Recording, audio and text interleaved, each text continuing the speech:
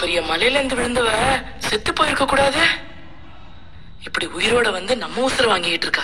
சிந்து மலையில இருந்து தானா விழல, யாரோ அவளை தள்ளி விட்டாங்கன்னு சொல்லிட்டு இருக்காளே. அவளை தள்ளி விட்டது யாரம்மா இருக்கும்? நமக்கு மட்டும்தான் பிடிக்காதுன்னு நினைச்சுக்கிட்டு இருந்தோம். நம்மள மாதிரி நிறைய பேருக்கு அவளை பிடிக்காது போல இருக்கே. அதனாலதான் அவளை மலையில இருந்து பிடிச்சு தள்ளி விட்டுருக்காங்க. ஒருத்தன் கொள்கிற அளவுக்கு துணிஞ்சிருக்கான்னா சிந்து அவனை எந்த அளவுக்கு பாடாப்படுத்திருப்பா. தள்ளி விட்டவன் கொஞ்சம் நல்லா தள்ளி விட்டுருக்க கூடாது. அவ பழைக்கிற மாதிரியா தள்ளி விடணும்.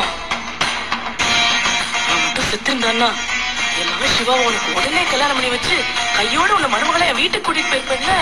கடவுள் அதுக்கு நாளுக்கு கொடுத்து வைக்கல. முறை அவ உயிர் பழைச்சிருக்கலாம். ஆனா அடுத்த முறை கண்டிப்பா அவன் அவ கதையை முடிச்சிருவான். அவன் யாருன்னு தெரிஞ்சா நம்மளும் அவனுக்கு உதவி பண்ணலாம்ல. ஆனா ஒண்ணுமா, இவளை கொல்ல நினைச்சவன் கண்டிப்பா கெட்டவனா மட்டும் இருக்கவே மாட்டாமா, நல்லவனாதான் இருப்பான்.